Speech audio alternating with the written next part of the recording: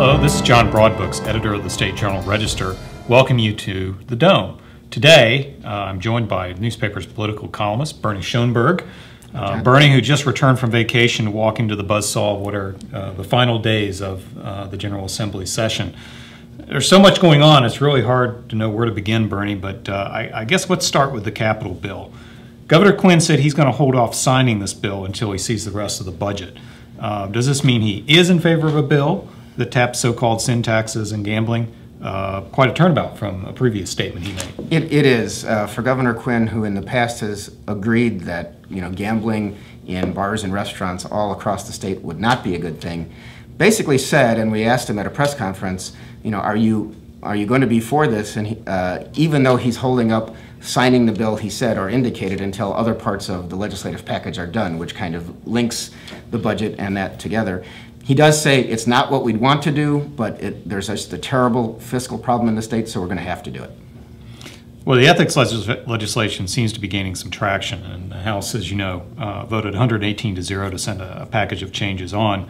One piece of reform, not part of the ethics legislation, but one piece of reform that was supposed to rewrite the state's Freedom of Information Act, which many said needed to be done, that ran into trouble. When it came out of the House, there were significant changes to the bill, and it seemed not only to gut it, but perhaps even to make, if passed, the current law even weaker. Well, I know Don Craven of Springfield, who is running the Illinois Press Association, which represents newspapers including our own, said, if it's going to be some of those changes or what we've got now, we'll have what we have now.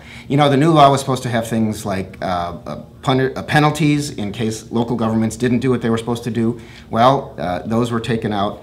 And it's that kind of thing that is taking the teeth that were anticipated in that bill out of the bill. So there's still some angst over at the State House about that. They're trying to rewrite it. But it's an interesting situation because, of course, the Speaker of the House, Mike Madigan, is in charge of the House. One of the chief advocates of a lot of reform that the newspapers liked was Lisa Madigan, Speaker Madigan's daughter, who is Attorney General, who may run for governor. But I'll tell you, you don't exactly know where those competing interests are going, but it is also true that there are more than 6,000 local governments in Illinois. A lot of those folks are the ones who don't like what they consider onerous requirements to release their information, even though we would all say it's public information. And a lot of legislators really are close to those local governments because many of them actually served in those local governments before going to the legislature. So you know that they're listening to those folks. Well, now, when the dust settles, the biggest question is, are we going to have any kind of an state income tax increase? It does appear, because we have seen so many different people saying that we've at least got a $10 billion hole in the state budget, that it's going to happen.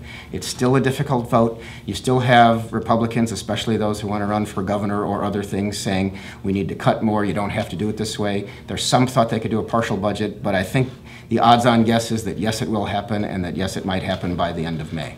Now, when I talked with your colleague, Ryan Keith, last week, you were on vacation, we had about 2,500 jobs that were facing being cut as part of the fumigation.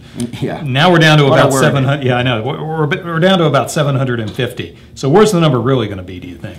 Well, the legislation that's passing says that those folks will be let go. They now moved it to Governor Quinn would have 90 days if the legislation goes through to act or not.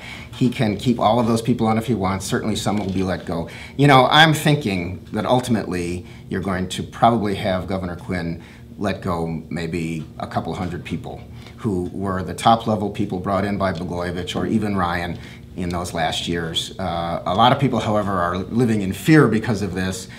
Speaker Madigan clearly and repeatedly said he just didn't think Pat Quinn was moving fast enough to get rid of folks put in by those governors who were proven to be corrupt in certain ways or in even more ways, and wanted some action. This moves the action along and gives Governor Quinn an excuse to get it going. But clearly many of those people will keep their jobs, but it's going to be a difficult process between now and then for them to figure out when that happens and when they get the word. Well, and probably the biggest question that's out there really this week, amidst all the ethics reform and everything else, has to do with Patty Blagojevich. And I just have to ask, are you going to tune in to watch her trapped in a glass box with a bunch of South American hissing cockroaches? I've got to tell you, John, I'm not a reality TV person in general, but as my professional duty as a watcher of the Blagojeviches in Springfield, I will probably push myself to see what this is about. I will say, I don't think she's going to like the Costa Rican jungle because Patty Blagojevich never seemed to like the state fair all that much. We'll see how it goes. Well, thank you. That's this week's edition of The Dome. I'm John Broadbooks, Executive Editor of the State Journal-Register, joined by Bernie Schoenburg. And that's all for this week. Please visit thedome.sjr.com for all the up-to-date political news in the state of Illinois. Thank you.